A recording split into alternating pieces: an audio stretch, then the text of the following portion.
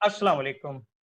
मैं हूं Mohammad Ali Qasim, life coach, career counsellor, motivational speaker और इंग्लिश लैंग्वेज इंस्ट्रक्टर। आज जो मेरा साथ दे रही हैं वो है मिस हुमा अनवर। अस्सलाम वालेकुम मिस हुमा। वालेकुम सलाम कासिम, कैसे हैं आप? बस अल्लाह का शुक्र। मिस हुमा, पहले तो अपने बारे में बताइए कि आप क्या करती हैं, और थोड़ा अपने बारे में बताइए पहले। मैं I am an educational psychologist, लेकिन मैं करियर काउंसलर हूँ, कोच हूँ और एनएलपी प्रैक्टिशनर भी हूँ। जबरदस्त जबरदस्त। और आज हमने हुमा के साथ जो डिस्कशन फोरम रखा है उसका मकसद है कि जब हमारे बच्चे 9-10 में पहुंचते हैं, फर्स्ट ईयर सेकेंड ईयर में होते हैं, तो उनके लिए सबसे बड़ा प्रॉब्लम ये होता है कि वो कौन सा करियर चूज करें। तो आज जो हमने सेशन रखा है वो इस चीज के ऊपर रखा है, plan your career with us. मैं और हुमा आज आपको बताएंगे कि आपको करियर किस तरीके से चॉइस करना चाहिए और इससे आपको क्या फायदा होगा, और करियर बजाते खुद एक अपनी जिंदगी में, इंसान की जिंदगी में क्या इंपॉर्टेंस रखता है। इंसान की जिंदगी में रोजाना के हिसाब से अगर देखा जाए तो 24 घंटे होते हैं, और अगर 24 घंटे में से हम 8 घंटे निकाल दें नींद के तो 16 घंटे बचते हैं। अब अगर इन 16 घंटों का मुवाजना हम करते हैं तो 16 घंटे में 8 घंटे की हमारी एक स्टैंडर्ड जॉब होती है, जो कि आजकल स्टैंडर्ड नहीं रही, बल्कि आपको 9 to 10 आवर्स अपनी जॉब को देने ही पड़ते हैं। और फिर ये 9 to 10 आवर्स की जो जॉब होती है, इसके अंदर जब आप जॉब करने के लिए जाते हैं तो उसमें आप पहले से खुद तैयार होते हैं, इस रास्ते में आपको टाइम लगता है, तो ऑलमोस्ट 2 से 3 घंटे इसके अंदर आपको लग जाते हैं। यानी जो 16 घंटे आप जाग कर गुजारते हैं उसमें से 13 घंटे जो हैं वो आपकी जॉब पर जा रहे हैं, वो आपके करियर में जा रहे हैं। तो इसीलिए आज हमारा ये सेशन आज हमने ये रखा है, और इसको आप लोग आखिर तक बहुत गौर से देखिएगा। इसके अंदर आपके लिए बहुत सारी ऐसी बातें होंगी जो आपको आने वाले करियर में चॉइस करने में आपके लिए बहुत मददगार साबित होंगी। तो हम हुमा से पूछते हैं कि हुमा, हमारे बच्चे क्या करते हैं, क्या होता है जब वो करियर काउंसलिंग के लिए आपके पास आते हैं? तो पहले तो देखिए, career is a life long journey. Career तो हर एक ने आखिर में चूज करना होता है अपनी जिंदगी में एक ना एक टाइम पर। तो जब हमारे पास बच्चा आता है तो हम उसका पूरा सेल्फ एनालिसिस यानी उसका पूरा तज्जिया करते हैं। हम उससे उसके ड्रीम्स के बारे में बात करते हैं। आपको जैसे पता है, हर इंसान की कोई ना कोई ड्रीम्स होती हैं, ख्वाहिशात होती है कि उससे जैसे वो बनना चाहता है, कैसा होगा, कैसे करेंगे, सब ड्रीम्स होती हैं उसकी। तो वो पूरी करना चाहता है, और कैसे करना चाहता है, फिर हम जब उससे बात करते हैं उससे चीजें निकलती हैं कि पैशन के बारे अच्छा, में पता चलता है, इंटरेस्ट। एक बात हुमा, एक बात, सॉरी आपको मैं जी बीच में जी। रोकूंगा, लेकिन थोड़ा हम ये भी तो बताएं कि क्या वो ड्रीम्स उसके बच्चे के अपने होते हैं, या वो किसी और से इन्फ्लुएंस होकर इन ड्रीम्स को ला रहा होता है, जो हम लोग फिर उनकी जो आप जो आगे बताने वाली हैं, तो थोड़ा सा मैंने कहा इस चीज को मैं ऐड कर दूं कि क्या वो वाकई बच्चे के अपने ड्रीम्स होते हैं? जी। लेकिन बच्चे के ड्रीम्स तो कहीं ना कहीं पता नहीं कहाँ रह जाते हैं। जब पेरेंट्स अपने ड्रीम्स अगर डाल देना बच्चे के ऊपर कि हम तुम्हें डॉक्टर बनाना चाहते हैं या इंजीनियर बनाना चाहते हैं या ये बनाना चाहते हैं, तो उस बच्चे के ड्रीम्स कहीं ना कहीं दब जाते हैं। तो पेरेंट्स को नहीं चाहिए कि अपने ड्रीम्स उनके ऊपर डालें। अगर वो फुलफिल नहीं कर सके अपनी जिंदगी में किसी वजह से, तो उनको चाहिए कि अपने बच्चे की भी राय पूरी शामिल करें इसके अंदर कि अगर वो ये करना चाहता भी है कि नहीं, तो फोर्स नहीं करना बिल, चाहिए। बिल्कुल हुमा, मैं इसी बात को बीच में लाना चाह रहा था। आप बिल्कुल अपनी बात को कंटिन्यू करें, लेकिन ये एक बहुत वैलिड पॉइंट है जो कि बीच में अगर रह जाता तो बात सही तरीके से आगे ना पहुंच पाती। जी। सही बात है। लेकिन जब हम बात बच्चों से कर रहे होते हैं तो ऑब्वियसली वो अपने ड्रीम्स के बारे में जरूर बात करते हैं, क्या उनकी ड्रीम्स क्या है, उनकी पैशन क्या है, उनकी हॉबीज क्या है। हम उनके पर्सनल कैपेबिलिटीज के बारे में बात करते हैं, उनकी एबिलिटीज के बारे में बात करते हैं, उनके स्किल्स, उनके इंटरेस्ट, मेनली इंटरेस्ट, किस तरह उनका कितना ध्यान है, उनका क्या डायरेक्शन जा रहा है उनकी जिंदगी में। फिर हम उनके स्ट्रेंथ के बारे में बात करते हैं, वो दे आर ग्रेट एट, वो क्या अच्छा कर सकते हैं, कहाँ उनकी महारत है। फिर जहाँ स्ट्रेंथ आती हैं वहाँ वीकनेसेस भी होती हैं, इंसान है बिल्कुल आखिर। तो बिल्कुल है। हम उन फिर वो हमसे पूछते हैं कि हम इसको कैसे इम्प्रूवमेंट ला सकते हैं। फिर हम उनको उनके डायरेक्शन बताते हैं, जरिया बताते हैं कि ये चीज में तुम इम्प्रूव कर सकते हो और ये चीज पे तुम्हें वर्क करने की जरूरत है। तो उस पर वो वर्क करते हैं, तो अल्हम्दुलिल्लाह फिर उनको फायदा भी होता है उससे। फिर अपॉर्चुनिटीज होती हैं, who what can help me, कैसे हेल्प होगी, कौन हेल्प करेगा, इस फील्ड में इसने जाना है, हम तो केरियर काउंसलर्स हैं, हमको डायरेक्ट कर रहे हैं कि जो अगर उसने इंजीनियरिंग की फील्ड लेनी है तो इंजीनियरिंग का कोई उनका रोल मॉडल होगा जो उनको हेल्प कर सकता है, तो हम उनको डायरेक्शन देते हैं कि ये चीज से उनको कैसे हेल्प मिल सकती है, और फिर बिल्कुल। ग्रेड पाते हैं। जी बिल्कुल, जी आप सही कह रही हैं, क्योंकि इसके अंदर जब हम करियर काउंसलिंग करने बैठते हैं तो हम पहले बच्चे का आईक्यू टेस्ट करते हैं, जिससे कि हमें ये पता चलता है, आईक्यू के साथ हम उसके इमोशनल क्वेश्चन भी देखते हैं, जो कि आज की दुनिया में बहुत ज्यादा जरूरी है। इसके बाद हमें पता चलता है कि ये जो बच्चा कह रहा है और इसकी जो एबिलिटी है, जो स्किल्स हैं, उसमें कहीं तजाद तो नहीं है। ऐसा तो नहीं है कि वो कह तो अपने मुंह से रहा है लेकिन कह किसी और की बात रहा है। तो ये जब हम लोग करते हैं तो वाकई इसमें मैंने देखा कि इसमें हमें बड़ी अच्छी कामयाबी होती है। और जब मेरे पास भी कोई करियर काउंसलिंग के लिए आता है तो वो बच्चा इस बात को रियलाइज करके जाता है और कह के जाता है कि सर वाकई ये चीज हमें रियलाइज नहीं थी। क्योंकि हम जब काउंसलिंग करते हैं इसके बाद हम उनके पेरेंट्स से भी बात करते हैं। आपका क्या तजुर्बा क्या था इस बारे में? ये सही बात है, हम जब काउंसलिंग कर रहे होते हैं हम पेरेंट्स के साथ भी जरूर एक सेशन रखते हैं कि पेरेंट्स से बात करें, उनसे पूछें कि उनको क्या पता है उनके बच्चा क्या चाहता है, और ये कि अपनी मर्जी से उसके ऊपर ना थोपें, बल्कि उसके साथ मिलकर डिस्कस करें, बात करें, ये बात से ही आगे बाद मसले हल होते हैं। और जब तक वो बात नहीं करेंगे तो उनको पता भी नहीं चलेगा कि उसी बच्चे की क्या ख्वाहिशात हैं, क्या ड्रीम्स हैं। तो अपनी बात अगर करेंगे तो आगे जाके हो सकता है वो बच्चा अनसेटिस्फाइड हो अपने करियर के साथ, क्योंकि उसका दिल ही नहीं था इसके अंदर। कितने लोग हमने देखे बिल्कुल आगे जाके कैरियर चेंज करते हैं। जी, बिल्कुल एग्जैक्टली होता यही है कि वो लोगों के कहने के ऊपर, और वो अभी उसकी उम्र छोटी होती है, उसको इतना नहीं पता चलता, वो चले भी जाता है उसमें और उसकी अर्निंग भी स्टार्ट हो जाती है। लेकिन थोड़े अरसे बाद उसके साथ यही प्रॉब्लम आना शुरू हो जाता है कि अब उसका इस काम में दिल नहीं लग रहा होता, उसका अंदर से मन कर रहा होता है यार ये नहीं, मैं यानी कि वो उस काम का मास्टर नहीं बन पाता। जैसे सही मैंने बात है। कुछ लोगों को देखा है कि कुछ लोग जो अगर हम बड़े लोगों की ऑटोबायोग्राफी पढ़े तो उनकी ऑटोबायोग्राफी पढ़ने के बाद हमें ये पता चलता है कि ये शख्स अगर ये कर गया तो ये तो इसके अंदर ये चीज बचपन से थी और इसने इसके लिए बहुत टाइम दिया और सॉरी, उसके लिए उसने ना दिन देखा ना रात देखा। क्योंकि कहते हैं कि आपको अगर अपने पैशन को पहचानना है तो उसके यही दो तरीके हैं कि आप उसमें टाइम एंड स्पेस से आउट हो जाते हो, आपको वक्त का ख्याल नहीं रहता कि आप कहाँ चले गए हो, और उसके अंदर आप मगन हो, फिर यही चीज इंसान को कामयाबी देती है।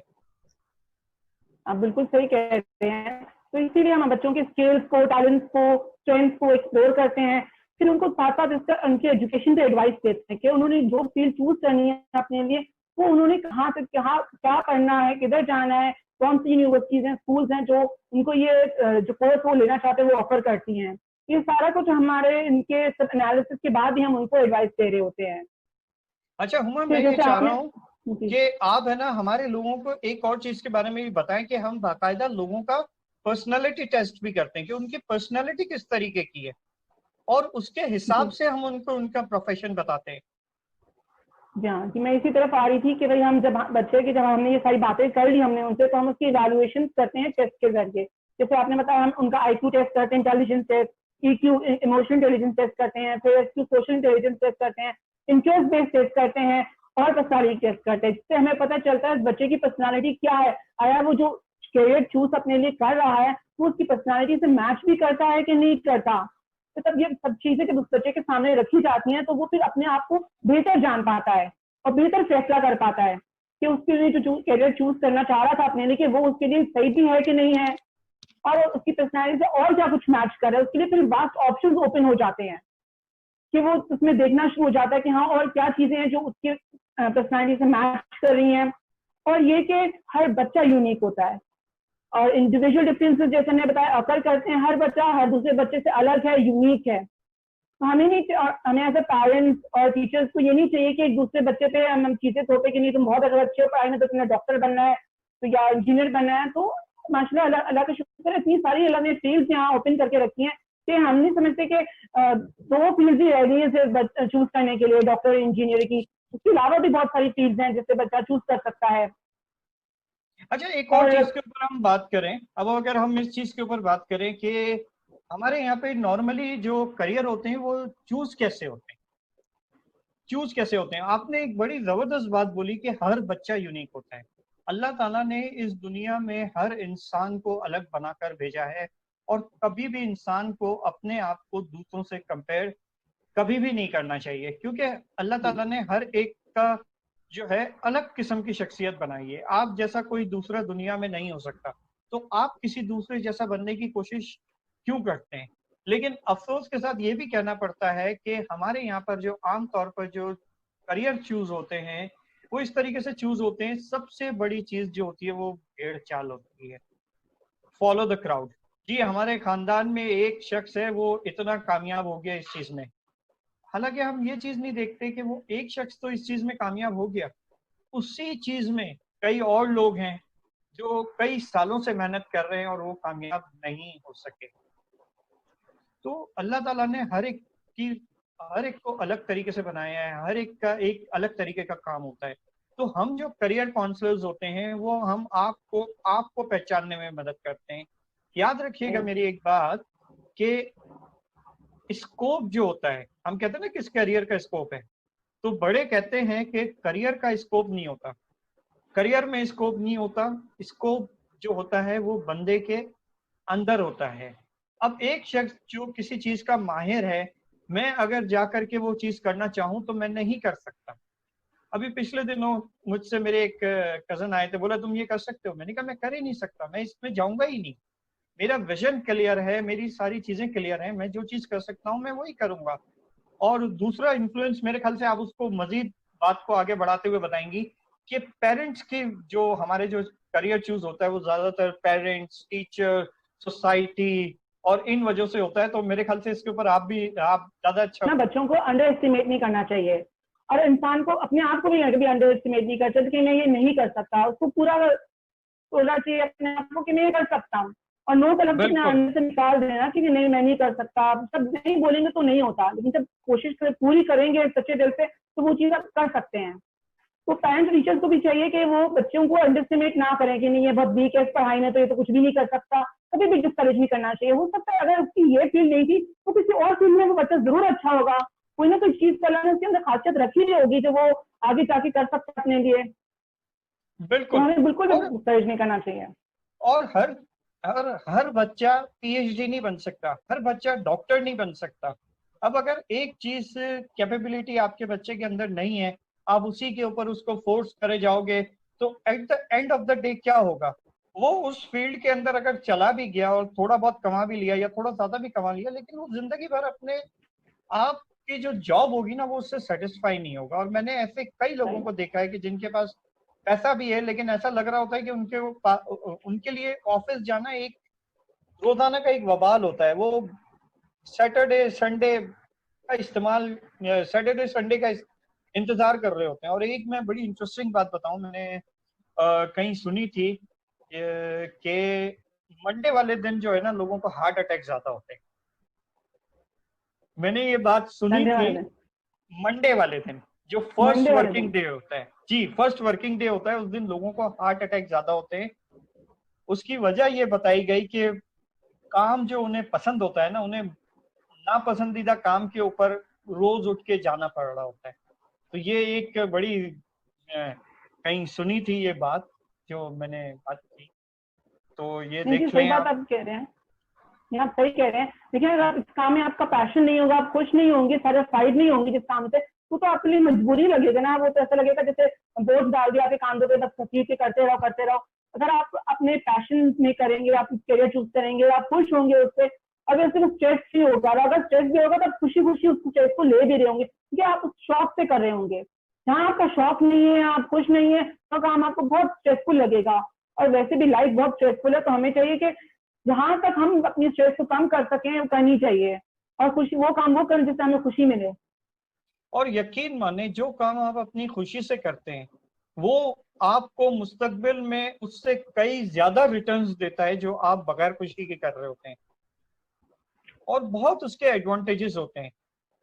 अच्छा, एक बात है कि अब इसका हम कह रहे हैं कि हमने रिस्पॉन्सिबल माँ बाप को कह दिया कि हमने कहा कि जी वो उनकी वजह से चॉइस करते हैं। मैं यहाँ पर स्टूडेंट्स को एक एडवाइस करना चाहूंगा कि आपको भी अपनी जिम्मेदारी खुद लेनी चाहिए।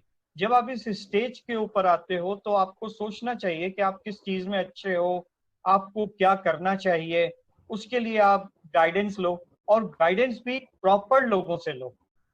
और प्रॉपर लोग कौन होते हैं? उस फील्ड के जो मास्टर्स होते हैं, और जो आपको सही मशवरा दें। क्योंकि हमारे यहाँ पर ऐसे चलते फिरते मशवरा लोग बहुत दे देते हैं, लेकिन सही ऑथेंटिकेटेड मशवरा कि जो आपको सिर्फ ये नहीं दिखाए कि हाँ भाई इस काम में आ जाओ तुम तो अरे करोड़पति हो जाओगे, बल्कि वो उसको आपको पूरा उस काम का बताए कि देखो इस काम में ये होता है और इस तरीके से ये काम होता है, आपको इसमें ये भी करना होगा, इस तरीके से भी करना होगा। और क्योंकि जिससे आप मशवरा ले रहे हो ये आपकी पूरी लाइफ का मसला है, तो यहाँ लोग मिसगाइड भी करते हैं। तो बहुत एक तरीके से इसका मशवरा लेना होता है। और करियर काउंसलर का ये एडवांटेज होता है कि वो कभी आपको गलत मशवरा नहीं देगा। इसकी वजह ये होती है कि ये उसका प्रोफेशन है, आपकी कामयाबी में ही उसकी कामयाबी है। सही बात है। देखिए जी, एक फील्ड चॉइस तो हम कर रहे होते हैं, लेकिन उसके अंदर भी बहुत सारी सब फील्ड होती हैं। जैसे मैं एक साइकोलॉजिस्ट हूँ, लेकिन हमारे यहाँ एजुकेशनल, इंडस्ट्रियल, फोरेंसिक और क्लिनिकल अलग अलग फील्ड हैं। तो अगर हम आखिरकार जब हम चॉइस कर रहे होते हैं, अगर हमारे पास करियर काउंसलर हो तो हमें फील्ड चॉइस करने में बहुत आसानी हो जाती है, ताकि वो हमारे टैलेंट को, हमारे स्किल्स को अच्छी तरह वो मालूम कर लेता है कि हमारी क्लिनिकल में फील्ड अच्छी है, या हम इंडस्ट्रियल के लिए अच्छे हैं, या हम एजुकेशनल के लिए अच्छे हैं, या हम ऑर्गेनाइजेशन के लिए अच्छे हैं। तो ये चीजें वैसे ही जैसे एक डॉक्टर है, आगे कितने अलग अलग डॉक्टर्स होते हैं, वो डॉक्टर को कौन सी फील्ड अच्छी लगती है कि वो उसमें अगर काउंसलिंग उसको पहले जल्दी मिल जाए तो वो पहले डिसाइड कर लेगा कि मुझे इस फील्ड में जाना है, ना कि वो एंड में डिसाइड करे कि उसको कहाँ जाना है। एग्जैक्टली। ठीक है। जी जी। तो इसी तरह जब बात कर रहे होते हैं बच्चे से, तो हम उसकी स्किल्स के बारे में बात करते हैं कि उसकी जो स्किल्स, उसकी कौन कौन सी स्किल्स हैं और कौन कौन सी स्किल्स पे जो उनको काम करने की जरूरत है, हमें डेवलप करने की जरूरत है। हॉबीज इंसान के लिए बहुत जरूरी है, इंसान के लिए जिंदगी में होनी चाहिए कि हर लेवल पे। जब अगर हम अभी भी अगर हमारे पास बड़ा एज का बंदा आता है, हम उसको यही बोलते हैं कि हॉबी याद करो अपनी, तो आपने करते होगे, अब करना छोड़ दी है। तो वो बोलते हैं हाँ हम रीडिंग करते थे, या हम वॉकिंग करना चाहते थे, या हम क्रिएटिविटी करते थे, पेंटिंग करते थे, लेकिन अब क्योंकि वो इतने समझे रोजमर्रा के कामों में, इतने अपने करियर में इतने इन्वॉल्व हो गए हैं कि उनको इन चीजों को दूर छोड़ दिया है। तो इसलिए हम कहते हैं कि बच्चों को अभी से उनकी जब अगर हॉबीज डेवलप करके रखेंगे तो उनको आगे जाके उनके ये लिए बहुत अच्छा और फायदेमंद साबित होगी, उनकी स्ट्रेस रिलीज होगी। जैसे कि पहले भी बात है कि हमारा लाइफ बहुत स्ट्रेसफुल है। उसके अलावा दूसरी बात यह है कि जिंदगी में आगे जाके कभी उसको लगे कि मैंने ये करियर नहीं, मेरे लिए नहीं है, अब मैं ये नहीं करना चाहता, चेंज करना चाहता हूँ, तो बात यही हॉबीज हमारा करियर बन जाती हैं, क्योंकि हम हॉबीज अपने शौक से कर रहे होते हैं, उनके बारे में भी हम पैशनेट होते हैं। जैसे कि किसी की कुकिंग स्किल्स होते हैं, कितने दफा हमने सुना है कि भाई वो उसने एक फील्ड छोड़ के अब वो कुकिंग क्लासेस देती है या शेफ बन गई है। या कारपेंट्री होती है, मेरा बेटा अभी इंटर में है, उसको कारपेंट्री का शौक है, उसका तो हम बोले कि तुम्हें हम आर्किटेक्ट बना देते हैं के लिए भेजिए, उसका शौक देखते हुए कहते नहीं ये मेरी हॉबी है, मैंने इसको अपनी प्रोफेशनल नहीं बनाना, प्रोफेशनल लाइफ में मुझे ये नहीं करना। तो हम बोलते हैं अच्छा ठीक है, तो वो शौक से चीजें बनाता है। तो मैं कह रही हूँ कि ये एक स्ट्रेस रिलीज का भी काम देती है हमारी जिंदगी में, और आगे जाके हमारे लिए भी फायदेमंद साबित होती है कि कितनी चीजें हम उससे हम हासिल कर सकते हैं। क्रिएटिविटी हो सकती है कि किसी को इंटीरियर डेकोरेट करने का घर शौक है, या फिर आर्ट का शौक है। तो हॉबीज बहुत जरूरी होती है हमारे लिए जिंदगी में, किसी ना किसी पॉइंट पे हमें जरूर काम आती हैं। बिल्कुल आप सही कह रही हैं, क्योंकि जो हमारी जो कोई ना हॉबीज कोई हॉबी होगी जिंदगी में। बिल्कुल बिल्कुल। अब देखें जैसे हॉबीज किस तरीके से काम आती है ना, हॉबीज जो काम आप अपनी खुशी से कर रहे होते हो, जब आपको जिंदगी के अंदर भी उसी से मिलता जुलता काम और ऐसा ही काम मिले तो आपके लिए ये बहुत एक फायदेमंद चीज साबित होती है। अब एक आखिरी चीज के ऊपर हम बात करेंगे, और वो है गोल सेटिंग। हम हमेशा ये चाहते हैं कि हम जैसे कोई अगर स्टूडेंट है, यूनिवर्सिटी से ग्रेजुएशन करके निकला है, वो ये चाहता है कि उसके सामने जो है वो एक मैनेजर की सीट आ जाए, बहुत बड़ी एक सीट आ जाए। और लोग यही सोच रहे होते हैं, हर एक नहीं सोच रहा होता होगा, लेकिन ज्यादातर लोग यही सोच रहे होते हैं कि यार मैं तो ग्रेजुएशन कर लिया, बल्कि ग्रेजुएशन क्या, मैंने तो एमबीए कर लिया, सीए कर लिया, अब मुझे उसकी जो पीक पोजीशन है ना वो मिल जाए। तो चाहे आप एमबीए कर लें, आप किसी भी उसमें चल लें, आप किसी भी फील्ड में जाते हैं तो हर फील्ड थोड़ा सा टाइम लेती है। मैं आपको इसलिए ये बता रहा हूं कि जिंदगी में अगर आपको बड़े गोल्स तक पहुंचना है, कोई बड़ा गोल हासिल करना है, तो आप पहले छोटे छोटे गोल्स हासिल कीजिए। छोटे छोटे गोल्स हासिल करने के बाद ही आप अपनी मंजिल तक और एक पीक पोजीशन तक पहुंच सकते हैं। क्योंकि कहते हैं कि journey of 1000 miles starts with a single step. और पहला स्टेप हमेशा बहुत मुश्किल होता है, पहला स्टेप रखना बहुत मुश्किल होता है कि कैसे रखें, क्या करें, लेकिन जब आप एक बार कहीं पे कदम रख देते हो तो फिर आपके कदम जमते चले जाते हैं। जी, बस मैं ये ऐड करना चाहूंगी कि हमारे पास जब स्टूडेंट्स आते हैं तो हम डेली, वीकली और मंथली गोल्स भी बनवाते हैं, ताकि वो छोटे छोटे गोल्स जब उनको मिलते हैं ना तो उनको इजी लगता है कवर करना, कि हमने ये चीज एक दिन का ये उनको गोल दिया तो उन्होंने वो अचीव कर लिया, तो उनके लिए थोड़ी आसानी पैदा हो जाती है। तो जब बड़े बच्चे आते हैं तो यकीनन उनके लिए 3 मंथ का 6 मंथ का फायदेमंद होता है। क्या कहते हैं आप? बिल्कुल सही, बिल्कुल सही कह रही हैं आप कंटिन्यू करें, बिल्कुल सही कह रही हैं आप। तो बस ये गोल सेटिंग बहुत जरूरी होती है एक स्टूडेंट के लिए, आगे अपने करियर को चूज करने के लिए। उसको पता होता है कि ये मेरा एम है, ये मेरा टारगेट है कि मुझे अचीव करना है इस टाइम पीरियड के अंदर। तो जब वो उसको टारगेट उसके सामने से रखा जाता है तो वो पूरी अपनी दिलो जान से वो कोशिश करता है उसको हासिल करने के लिए।